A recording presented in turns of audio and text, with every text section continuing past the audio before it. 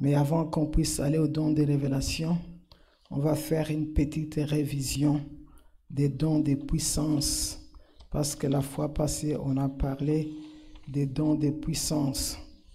On avait parlé des dons de puissance. Oui, on avait dit dans les dons de puissance, il y avait 3 dons. Il y avait les dons des miracles. Et on a dit un don de miracle. Les dons de miracle, ces dons permettent d'accomplir des prodiges qui transcendent les domaines du naturel. Et encore, la capacité de contrecarrer provisoirement plutôt les lois de la nature. C'est quand quelqu'un a un don de miracle, c'est quelqu'un qui accomplit par la puissance de Dieu ce qui est naturellement impossible. C'est quelqu'un qui a reçu un ministère de puissance et de délivrance. Vous allez vous souvenir de Pierre et Jean. Lorsqu'ils sont arrivés devant la porte de la belle, ils ont trouvé qu'il y avait un boiteux de naissance. Cet homme voulait recevoir de Pierre et de Jean. La Bible dit que Pierre et Jean ont regardé cet homme. Ils ont dit, nous n'avons ni l'or ni l'argent à te donner, mais ce que nous avons, nous te les donnons. Lève-toi et marche dans le nom de Jésus de Nazareth. Vous allez vous souvenir, la Bible nous parle de Philippe.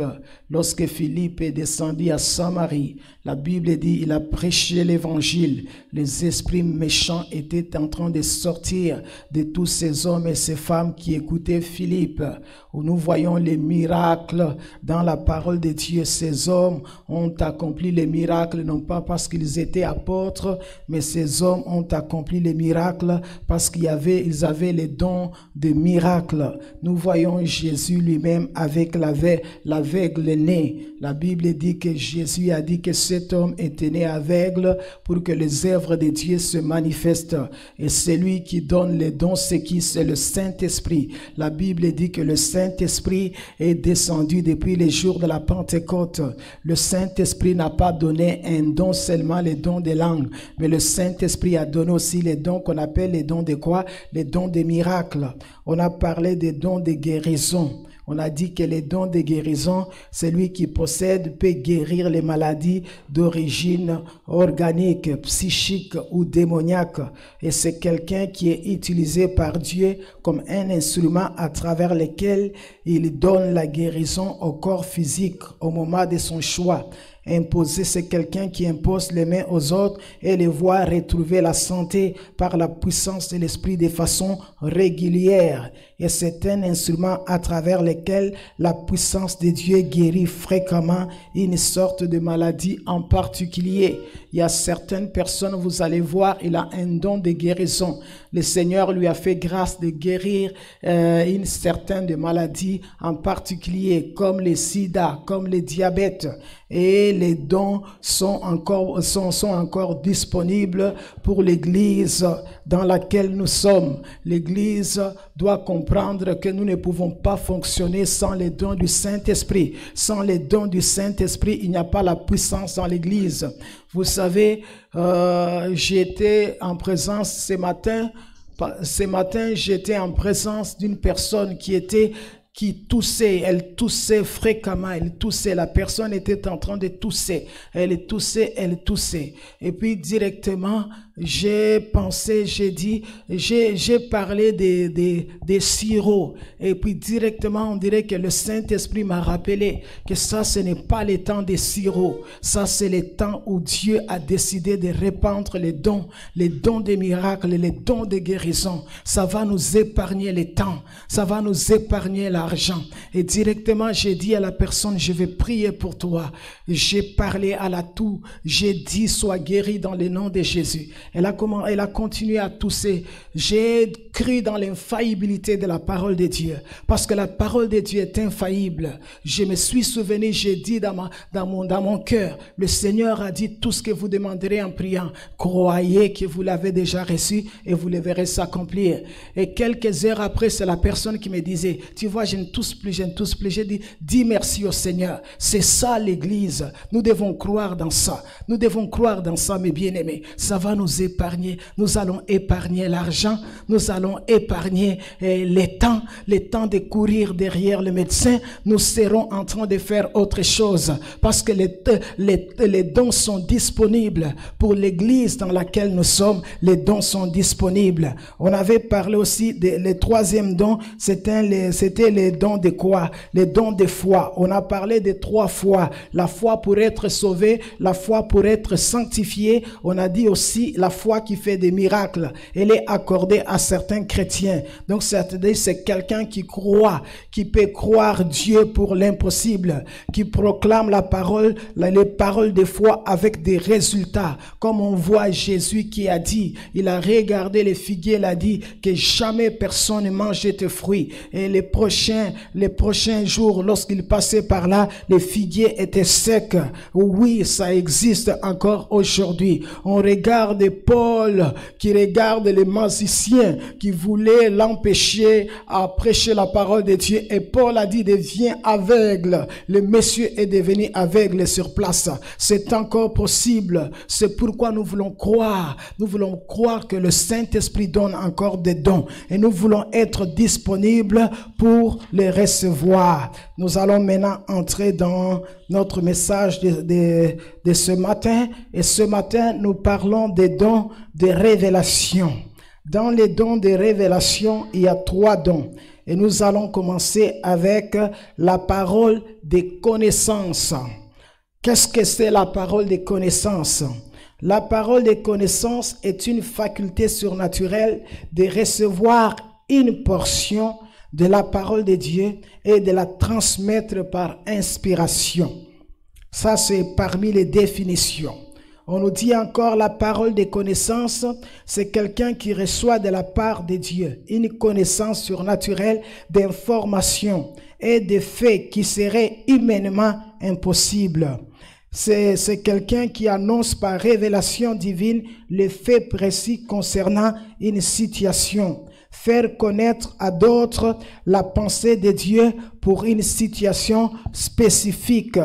Pas seulement pour une situation spécifique, une autre définition, on dit révéler par connaissance divine à des individus ou à des groupes leurs besoins ou leurs réponses spécifiques.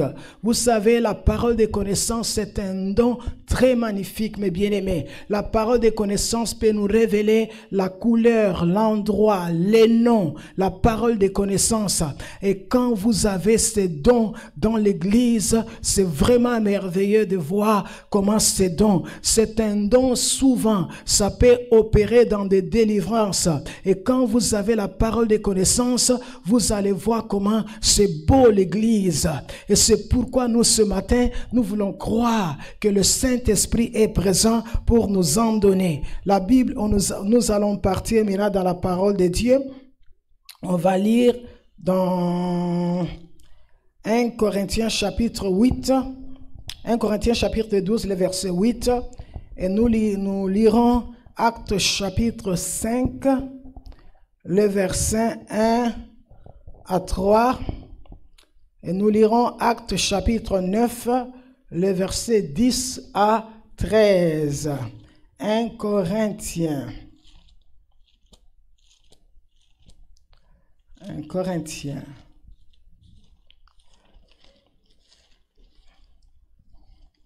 Un Corinthiens chapitre 12.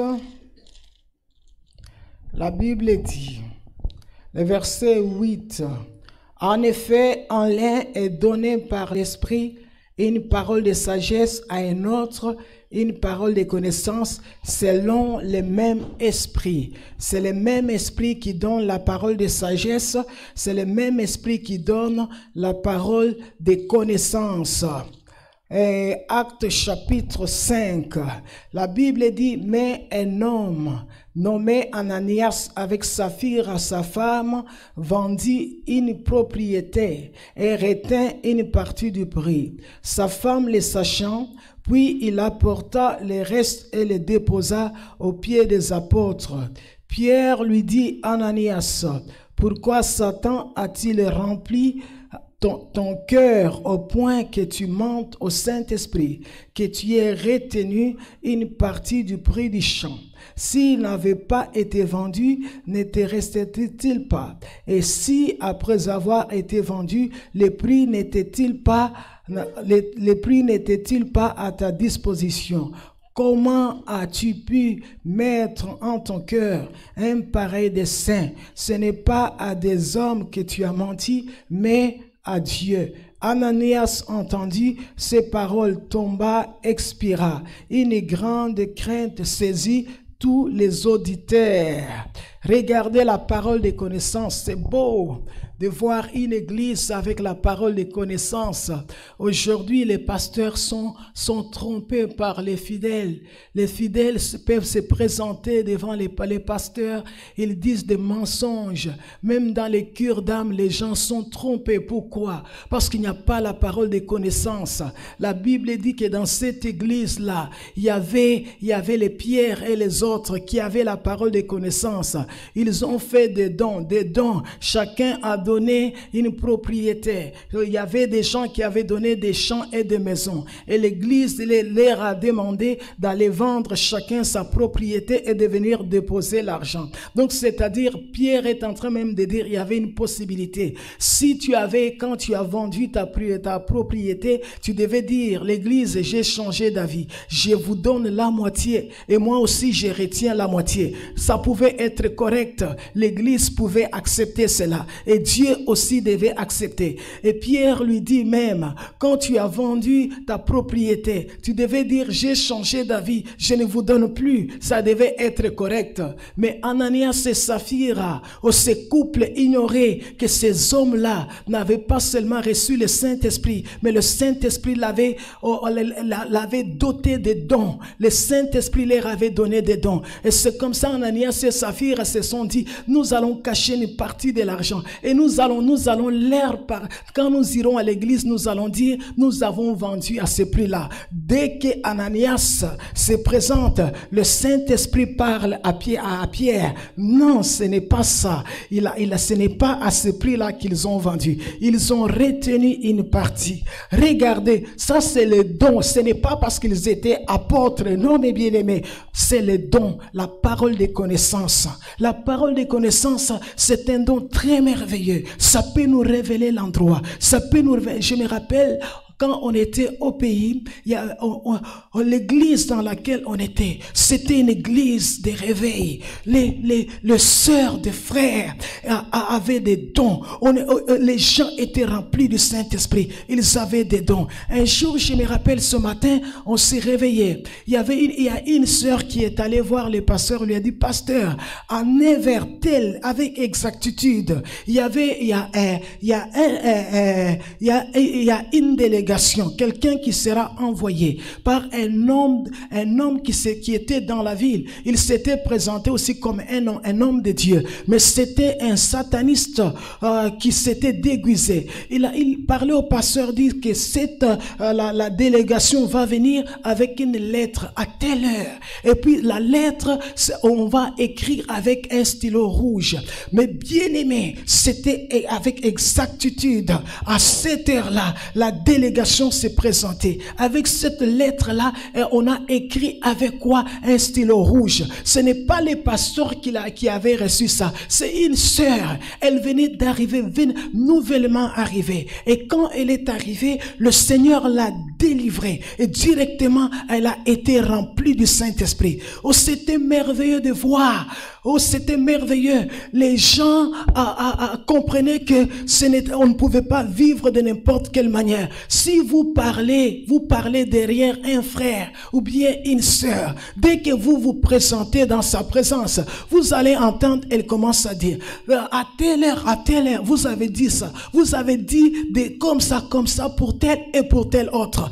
Quel don merveilleux que l'Église doit rechercher. Quel don merveilleux que l'Église doit convoiter. La parole de connaissance. Vous savez, la parole de connaissance, souvent, elle fonctionne avec, comme on nous a dit, c'est la faculté surnaturelle de recevoir une portion de la parole de Dieu et de la transmettre par inspiration. C'est-à-dire la parole de connaissance, vous pouvez recevoir une portion de la parole de Dieu par inspiration. Et quand vous trouvez la sagesse, les dons de sagesse, ça s'accompagne souvent. C'est-à-dire que les dons de sagesse, c'est la capacité de mettre en pratique la portion de l'écriture que vous avez reçue. Je vais vous donner un exemple. Un frère a commencé à expliquer un jour, elle a dit, ils étaient en train de faire la délivrance. Oh, ça faisait beaucoup de temps. Ils priaient pour la sœur n'était pas délivrée. Priaient pour la sœur n'était pas délivrée. Et directement, un frère a reçu une vision. Et dans cette vision, le frère a vu une tomate. Ça, c'est la parole de connaissance. Dieu a montré une tomate. Mais il faut maintenant la sagesse pour mettre cette portion-là de l'écriture en pratique. Et c'est comme ça qu'une autre personne a reçu la sagesse de Dieu. Et la sagesse de Dieu leur a dit, ce que Dieu voulait leur dire, c'est de prendre une tomate, de prier pour la tomate et de donner à la personne qui était possédée. Et ils ont pris une tomate, ils ont prié sur la tomate, ils ont donné à la personne. Et quand la personne a mangé la tomate, les démons ont commencé à crier. Vous savez, c'est apaisant. Des fois, dans les ministères de délivrance, quand les gens n'ont pas la parole de connaissance, ils n'ont pas la parole de sagesse, vous allez vous épuiser pendant longtemps. Je me rappelle, je m'en souviendrai encore. Et quand l'église dans laquelle on était, il y avait une sœur un jour qui s'était présentée à l'église. Elle avait tellement beaucoup de démons. À chaque culte, je devais l'amener dans mon bureau parce que je devais faire la délivrance. Mais c'était très épuisant parce que les démons étaient tellement nombreux. Et un jour, quand elle est venue dans mon bureau, elle me dit, oh pasteur Ruth, aujourd'hui j'ai fait un rêve. Elle dit, j'ai fait un rêve. Elle m'a dit, j'ai fait un rêve et j'ai vu quelqu'un qui m'a donné Ésaïe 27, je crois 1 à 2. Et puis moi, j'ai pris la Bible, j'ai lu Ésaïe 27. Maintenant, le Saint-Esprit m'a donné la sagesse, m'a dit, fais-la asseoir sur le banc. Et maintenant, tu vas, au lieu de commencer à chasser les démons aujourd'hui, commence seulement à lire cette portion de l'écriture. C'était merveilleux de voir. Oh, mes bien-aimés, c'était merveilleux. J'ai pris seulement la Bible et je lisais. Les démons partaient, les démons partaient. Pourquoi? La parole de quoi? Des connaissances. Regardez dans la Bible, comment est-ce que la parole de Dieu, la parole de connaissance a fonctionné. La parole de connaissance peut nous donner l'adresse, l'endroit, le nom de la personne. Pourquoi? Parce que c'est un don. Et nous, l'église, nous en avons besoin. Nous en avons besoin. Tu peux être devant la personne qui te raconte des mensonges. Et le Saint-Esprit te dit, écoute la vérité. Le Saint-Esprit te révèle la vérité. C'est pourquoi l'église en a besoin. Nous avons besoin de ce don. Nous devons aspirer à ce don. Nous devons convoiter ce don. Nous devons dire au Saint-Esprit, nous en avons besoin. Regardez dans Actes. Après la conversion de Paul, de Saul de Tarse. Actes chapitre 9, les versets 1 à 10. La Bible dit quoi? Or, il y avait à Damas un disciple nommé Ananias. Le Seigneur lui dit dans une vision, Ananias. Il répondit, mais voici Seigneur. Et le Seigneur lui dit, lève-toi, va dans la rue qu'on appelle la droite. Va dans la rue qu'on appelle la droite.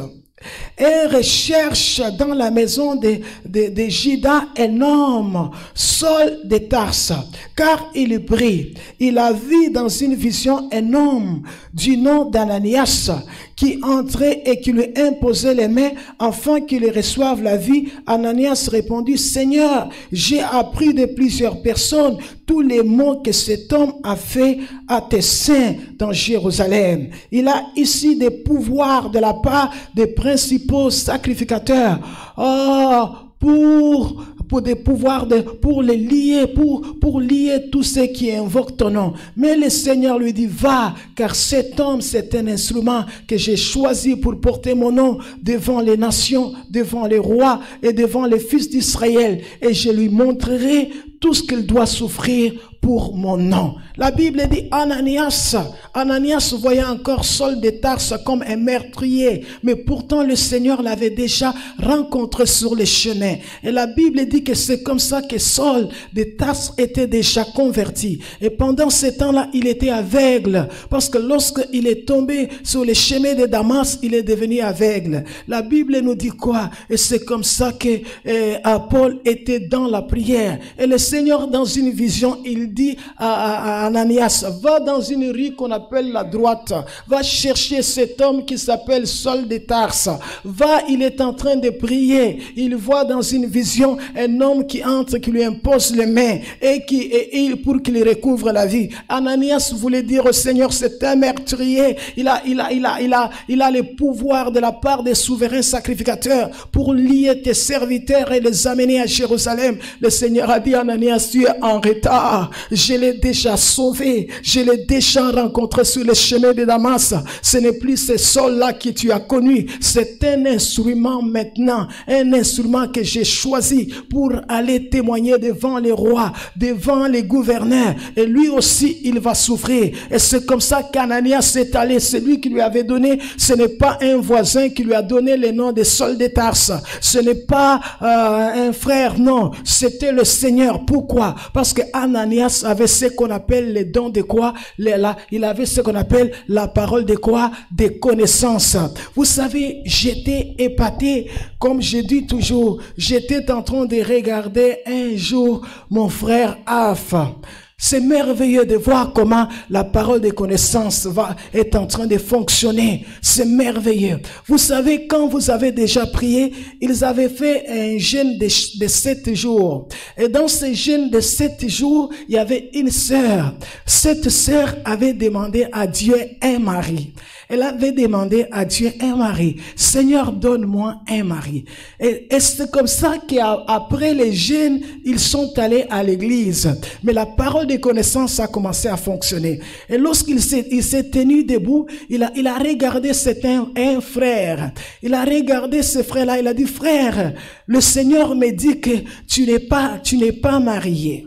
Parce que partout, quand tu choisis une femme, tu es toujours déçu. Et tu penses que toutes les femmes sont mauvaises. Et il dit ceci, tu es bien assis, tu as un bon travail. Et puis, il dit ceci au frère. Il dit, comme je suis en train de vous dire. Et le frère, lui, il ajoute même, il dit, moi, je suis l'aîné de la famille. Ça n'a pas marché dans ma vie toutes les fois que j'ai choisi une femme. Et tous les autres qui viennent derrière moi, ils ne peuvent pas se marier. Parce que c'est ça notre culture. Il faut d'abord que l'aîné puisse se marier. Et puis il dit au frère, il y a une femme dans cette église qui avait demandé à Dieu un mari. Et toi, tu es l'exaucement de la prière de cette sœur. Il ne connaissait pas la sœur. Maintenant, il dit, il dit au frère, est-ce que tu es prêt de te marier? Il dit, frère. Et le frère dit, oui, je suis prêt de me marier. Je veux une femme. Maintenant là. Et puis, ils se sont dit, nous allons partir la chercher. Parce que lui aussi, il ne le connaissait pas. C'est le Saint-Esprit qui devait lui révéler. Et la sœur, là où elle était assise. Elle a dit quoi? Elle a senti dans son cœur. Parce qu'elle savait, c'est elle qui avait demandé. Elle dit même au voisin. Elle dit à son voisin dans l'église, elle dit, on va venir me chercher, c'est moi. Et le pasteur s'est mis debout. Mais bien aimé, les dons, ce sont des choses que nous ne pouvons pas négliger. Les dons, c'est merveilleux. Les dons, c'est beau dans l'église. On ne peut pas vivre une église sans don du Saint-Esprit. Alors, le pasteur a commencé à circuler. Elle commençait à circuler. Et elle arrive. Il dit, c'est toi la sœur. Tu as gêné pendant 7 jours. Et tu as demandé à Dieu un mari. Et Dieu t'a exaucé. Et la sœur a dit, oui, c'est vrai. Elle avait demandé à Dieu un mari. Et dans son jeûne de prière, elle avait demandé un mari. Et quand le pasteur a commencé à dire, il y a une sœur qui avait prié, qui a demandé à Dieu un mari. Il a dit au frère que toi tu es l'exaucement de la prière. Elle a senti dans son cœur que c'était elle. Elle a dit même à son voisin. C'est moi qu'on viendra chercher. Et quand on a présenté la sœur au frère, c'est merveilleux, c'est beau de voir ce que Dieu est capable de faire. Parce que les gens pensent qu'on peut vivre sans le don du Saint-Esprit. Et le frère a crié, ça c'est le type de femme que j'aime. Vous comprenez un peu? Et c'est comme ça que l'histoire, c'est pour vous dire comment la parole de connaissance peut agir. La parole de connaissance, c'est très important dans une église. L'église doit avoir la parole de connaissance. Nous devons rechercher ces dons. Nous devons dire au Saint-Esprit de nous les donner. Parce que nous avons besoin de ces dons. C'est merveilleux de voir comment ça peut agir. Ça peut agir la parole de connaissance. Je me rappelle dernièrement quand je l'ai regardé, il était en train de donner la parole de connaissance à une femme. Cette femme-là, elle avait les cancers à la tête. On lui a fait, je crois, 30 chimiothérapies comme ça. Elle est allée même en Inde. Elle n'avait jamais été guérie de son cancer. Et lui, il a commencé. Dieu lui dit, regardez, il y a une sœur qui a les cancers. Elle a décrit là où c'était les cancers. Il a dit, tu as fait tellement les chimiothérapies et tu es allé même en Inde pour te faire soigner. Et tu n'as jamais été guéri. Et Dieu veut te guérir maintenant. La parole de connaissance révèle la situation de la personne. Et les dons des miracles, les dons de guérison agissent. Et c'est comme ça que la sœur s'est présentée. Elle est venue. Mais bien aimé, pourquoi l'église peut vivre sans ces dons? Imagine-toi, tu es là, le Seigneur commence à te révéler l'adresse de quelqu'un, l'endroit, on te donne. Pourquoi? Parce que on a besoin de ces dons. Ce n'est pas resté dans l'Ancien Testament, ce n'est pas resté dans les actes des apôtres, ce n'est pas parce qu'ils étaient apôtres, mais c'est parce que le Saint-Esprit leur avait donné ces dons. C'est parce que c'était des hommes et des femmes qui étaient remplis de quoi? Remplis du Saint-Esprit. Nous allons passer aux dons, les dons de sagesse.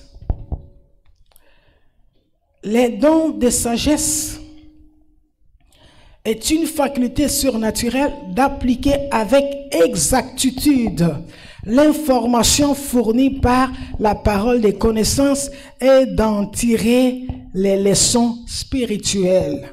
Comme je vous disais, ce que je vous disais. Donc, c'est-à-dire une portion. On voit la parole des connaissances. On voit la parole des connaissances, on donne une portion. Et puis, on l'applique avec exactitude. On applique la parole des connaissances avec exactitude pour en tirer des leçons spirituelles. On reçoit une portion et quand la sagesse va agir, c'est comme je me rappelle d'une histoire que j'ai regardée un jour.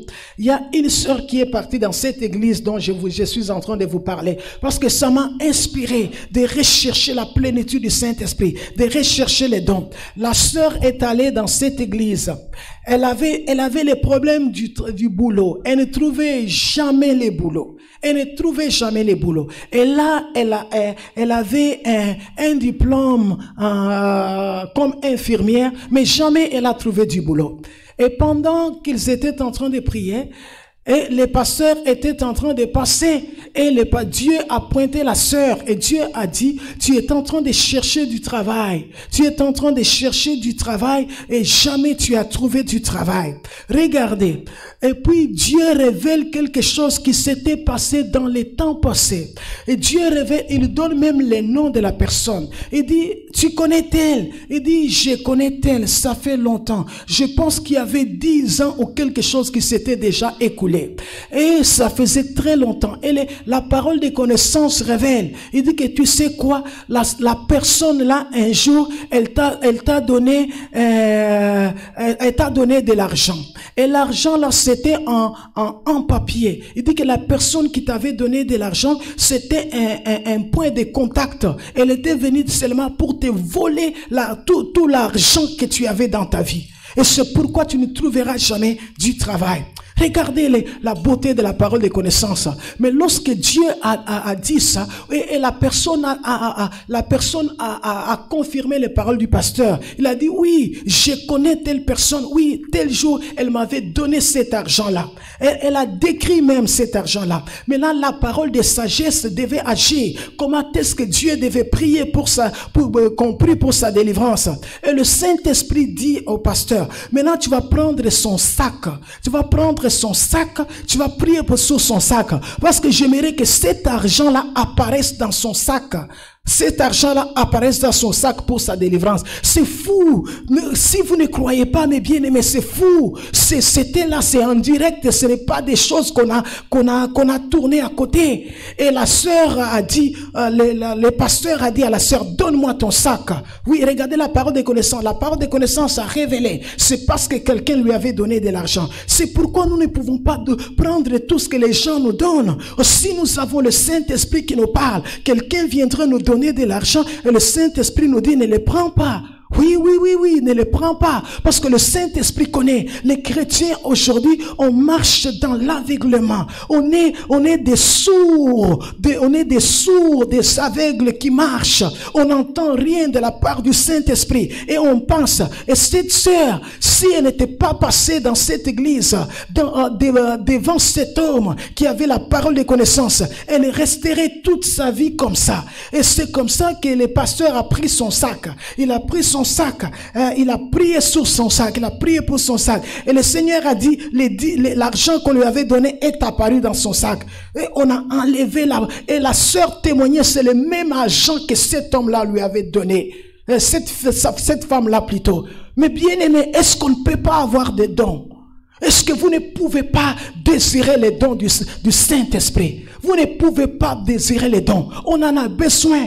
On en a besoin, on a besoin de Dieu, on a besoin des dons, on a besoin des dons, l'église en a besoin des dons. L'église en a besoin des dons. Et ce matin, j'aimerais susciter votre jalousie. Parce que vous allez comprendre, les Jésus que nous servons, c'est le même Jésus qu'ont servi les actes des apôtres. C'est le même Jésus qui est aussi sert. Des fois, quand je regarde ces pasteurs-là, je les regarde et je dis, Seigneur, je veux cette dimension de la prophétie, ou cette dimension de la révélation. Mais bien aimé, imaginez-vous un jour, on lui a envoyé un soi-disant pasteur.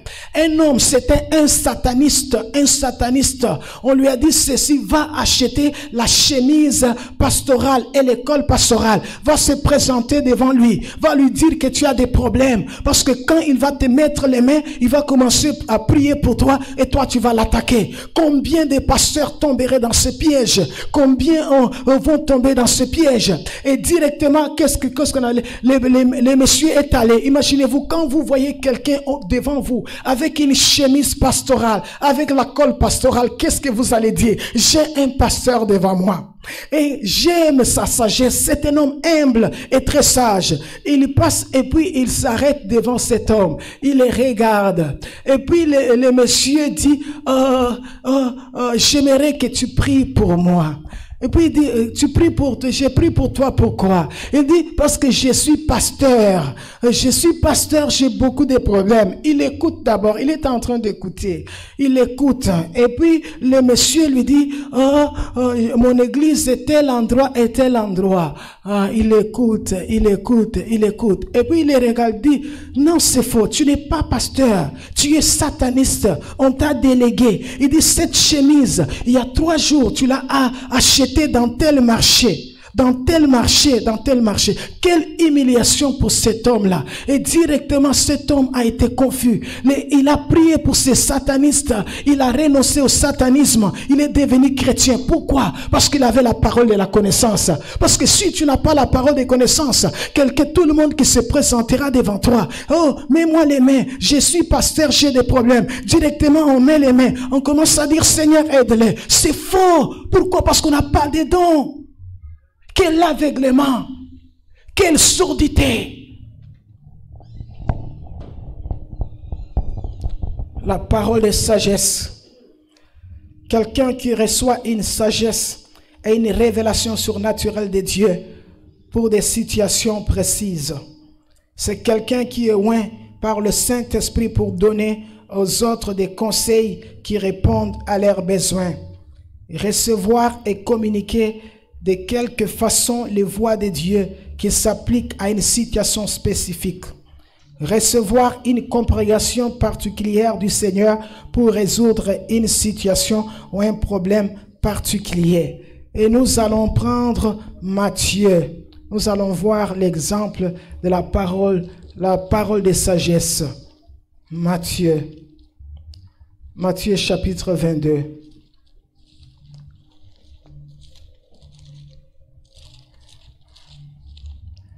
Matthieu chapitre 22.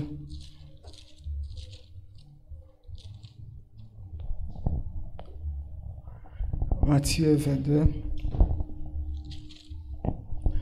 On va lire à partir des 15.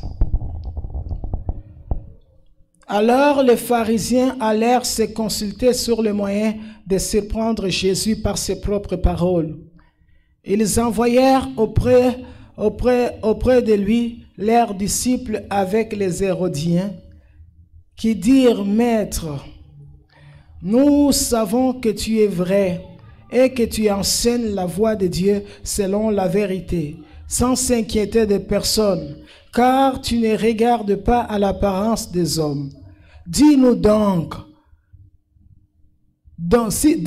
ce qu'il t'en semble. Est-il permis ou non de payer les tributs à César? Jésus, connaissant leur méchanceté, répondit: Pourquoi me tentez-vous, hypocrite? Montre-moi la monnaie avec laquelle on paye les tributs. Ils lui présentèrent un denier. Il leur demanda: De qui porte-t-il l'effigie et l'inscription? De César. Ils lui répondirent. Alors il leur dit: Rendez donc à César ce qui est à César, à Dieu ce qui est à Dieu. Étonnés de ce qu'ils entendaient, ils les quittèrent et s'en allèrent. Regardez les dons de sagesse. C'est comme j'ai dit, quand vous lisez la parole de Dieu, la Bible dit Jésus a fonctionné comme étant le Fils de l'homme. Il a été oint, le Christ oint. Et la Bible dit un jour les pharisiens et les hérodiens, qui étaient des ennemis, et ce jour-là, dans leur haine contre les sauveurs, ils se sont mis d'accord. Ils pensaient aller prendre le Fils de Dieu au piège. Et lorsqu'ils sont arrivés, il lui dit: est-il permis de payer l'impôt? Vous savez, les Juifs, ils avaient l'hostilité contre l'empereur romain, parce qu'ils savaient qu'ils étaient assujettis par les païens. Ils étaient assujettis par les païens, pourquoi? Parce qu'ils avaient abandonné la voie de Dieu. Et les Juifs, ils se plaignaient, ils n'aimaient pas les collecteurs d'impôts, parce qu'ils n'aimaient pas payer l'impôt. Et pendant ce temps-là, vous savez, c'était une question très politique. Aussi, Jésus disait de ne pas payer les impôts à César. C'est comme si ils se rebellaient contre l'autorité de César. Et ils avaient le pouvoir de les livrer aux Romains, de dire: regardez celui-ci, ce qu'il nous a dit. Et Jésus, lui, il avait tous ces dons-là. Et lorsqu'ils sont venus, Jésus savait où est-ce qu'il voulait l'amener. C'était pour les prendre dans les pièges. Et la Bible nous dit, le Seigneur leur dit ceci: donnez-moi un dernier. De qui est l'effigie? Parce que les derniers, c'est ce que tous les Juifs étaient en train d'utiliser pour payer les impôts. Et la Bible dit quoi? Ils ont dit: mais l'effigie qui est là, c'est à César. Et Jésus leur dit: regardez, vous connaissez les droits de César sur vous. Vous payez à César les impôts. Mais vous ignorez les droits de Dieu sur vous. Vous ignorez que vous devez obéir à Dieu. Parce que c'est vrai, oui, nous avons une double citoyenneté dans ce monde. Nous sommes Canadiens. Nous devons payer les impôts au Canada. Nous devons faire payer tous les impôts parce que c'est la volonté de Dieu. Et la Bible dit pas seulement nous avons une citoyenneté canadienne, une citoyenneté céleste. C'est pourquoi on doit aussi donner à respecter les droits de Dieu sur nos vies. Et ces jours-là, ce n'est pas Jésus qui a été pris dans les pièges, mais ce sont honteux parce que le Seigneur leur a rappelé ceci. Vous payez les impôts parce que vous dites que vous devez à César. Mais qu'est-ce que vous devez à Dieu? Vous ne tenez pas compte de ce que vous devez à Dieu. Ils sont partis quoi? Confus. Pourquoi? Parce que les dons de sagesse avaient agi. Quand vous avez les dons de sagesse, personne ne peut pas vous prendre dans les pièges. Parce que quand quelqu'un veut venir vous prendre, veut venir vous tendre des pièges, le Saint-Esprit vous donnera la sagesse. Combien on a besoin de ces dons? On a besoin de ces dons pour les conseils, pour résoudre les problèmes des autres. On a besoin de ces dons pour conduire des frères et des sœurs. Mais bien aimé, on a besoin de ces dons. Comme j'explique toujours, je me rappelle quand je venais au Canada, je suis arrivé dans un pays voisin. Il y avait un frère. Ce frère-là, c'était un ancien dans une église. Ça faisait des années et des années. Des années et des années. Des années et des années qu'ils se sont mariés. Ils se sont mariés et sa femme n'avait pas des enfants. Et sa femme n'avait pas des enfants. Et son mari pensait qu'elle était stérile. Lorsqu'elle est venue me voir, elle me dit, on m'appelait sœur Ruth. Comme je vous dis toujours, j'étais sœur Ruth. Elle me dit, sœur Ruth, pendant que tu pries pour des gens, j'aimerais que tu pries pour ma femme parce que ma femme est stérile. Mais le Saint-Esprit m'a dit, non, sa femme n'est pas stérile. Sa femme n'est pas stérile. Et le Seigneur m'a dit, je vais t'expliquer, je vais te dire qu'est-ce qui était arrivé à cette femme. J'ai dit à mon frère, j'ai dit, je vais venir pour chez toi parce que le Saint-Esprit me dit, je vais venir prier avec ta femme. On va faire un jeûne de 3 jours. Et puis je vais prier pour elle parce qu'elle n'est pas stérile. Et le Seigneur m'avait dit, je vais te dire pendant que tu vas commencer à prier pour elle, qu'est-ce qui était arrivé. Et quand je suis arrivé chez elle, le Seigneur m'a dit de la façon dont il avait décidé de me le dire. Et c'est comme ça qu'on m'a expliqué. On m'a expliqué son histoire. Que les jours où elle devait se marier, il y avait l'ami de sa mère. Et l'ami de sa mère est venu lui donner quelque chose à sa mère qu'on devait donner à la fille. Et c'est comme ça qu'on lui avait jeté l'esprit de stérilité. Et quand je me suis dit, non, il faut que je vérifie avec elle. J'ai abandonné, j'ai laissé la délivrance, je l'ai réveillée, elle est revenue en elle. Je lui ai demandé, écoute ce que Dieu a dit, écoute comment la révélation de Dieu. Elle a confirmé ce que Dieu avait dit. Et c'est comme ça que j'ai prié pour elle. J'ai chassé cet esprit-là. Mais bien aimé, vous allez vous étonner. Ce n'est pas des choses qu'on raconte comme ça. Ce n'est pas des racontards. Non, les mêmes mois, je me rappelle, on devait avoir un jeûne de prière de toutes les femmes de l'église.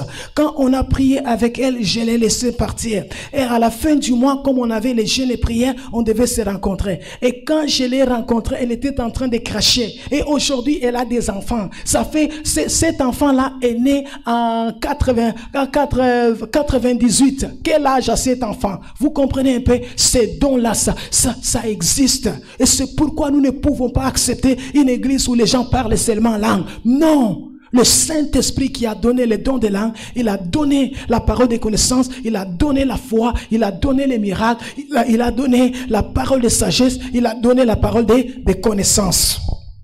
On va terminer avec les dons de prophétie.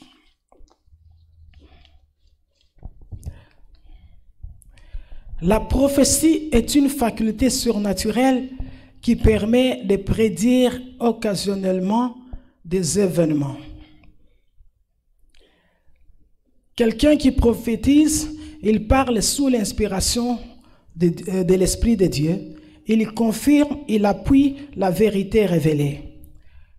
Quelqu'un qui a les dons de prophétie, c'est quelqu'un qui exhorte, qui édifie, qui console à travers des paroles inspirées.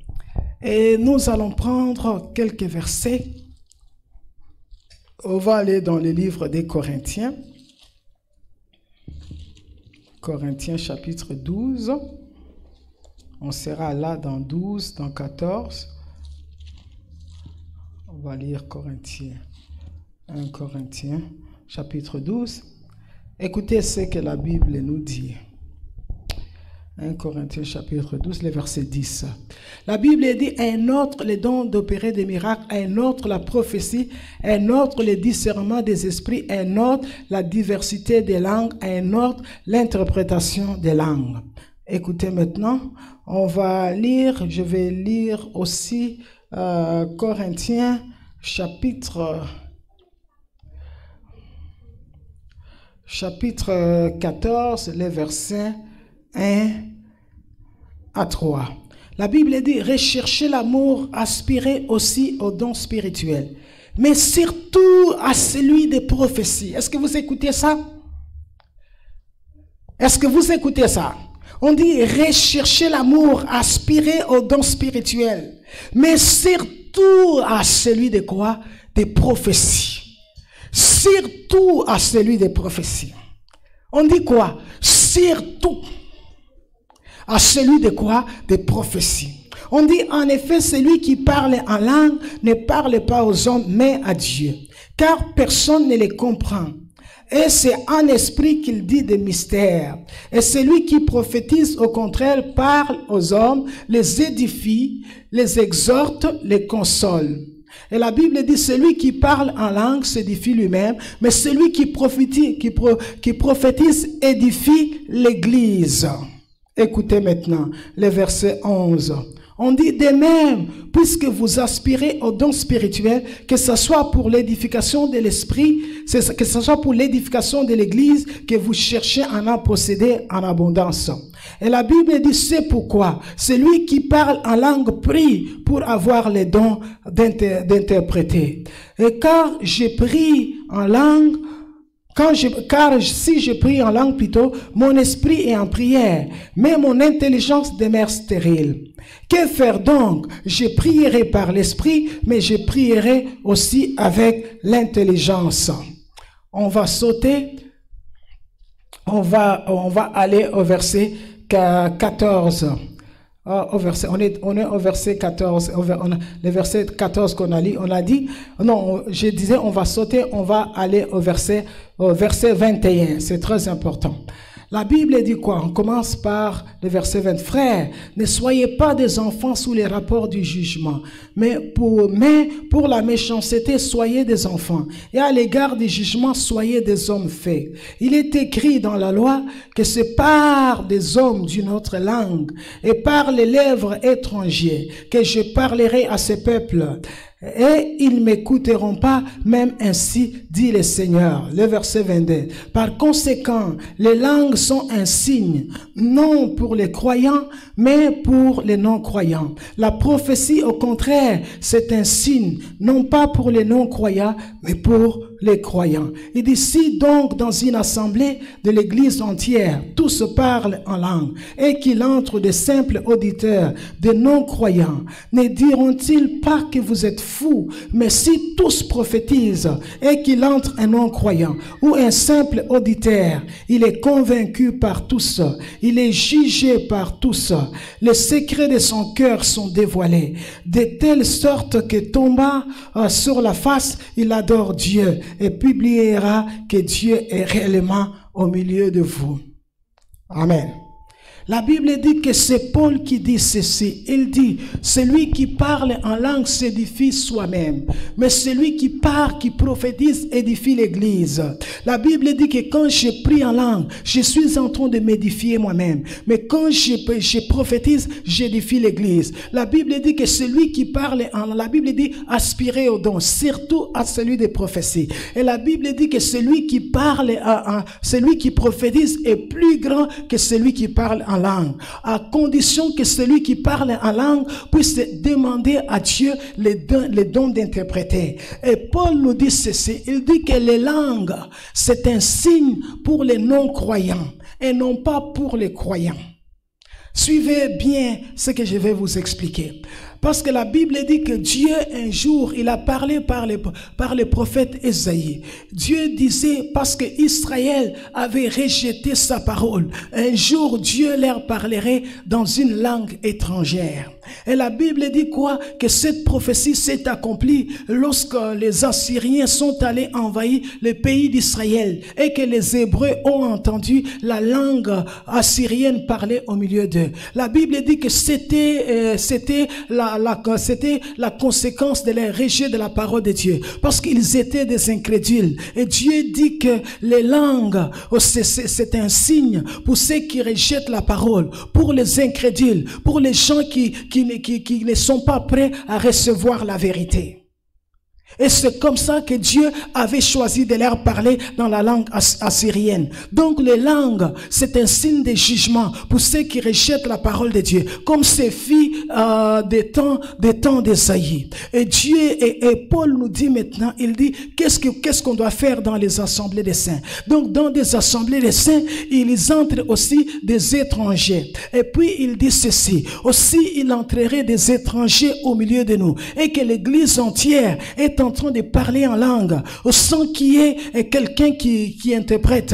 Ces étrangers-là, ce n'est pas un bon témoignage. Ces étrangers-là vont penser que nous sommes des fous. Mais il dit ceci, si ils entrent des étrangers et que nous leur prophétiserons, nous révélons leur vie, nous révélons ce qu'ils ont fait dans les cachettes, ils sauront que Dieu est vivant au milieu de nous. C'est pourquoi la Bible dit que vaut mieux, la Bible dit que, écoutez la logique de Paul. La logique de Paul, c'était comme ça. Il dit, si Dieu destine les langues comme un signe pour les non-croyants, donc les Corinthiens ne devaient pas en faire usage des langues dans des assemblées de chrétiens, comme nous en faisons toujours. Pourquoi? Parce que ceux qui entrent au milieu de nous, bien qu'ils sont des croyants, des incroyants, ce sont des gens qui sont disposés à écouter la parole de Dieu, à recevoir la vérité, parce que leur présence même en témoigne qu'ils sont dans des églises. C'est pourquoi Paul dit ceci, les langues scandalisent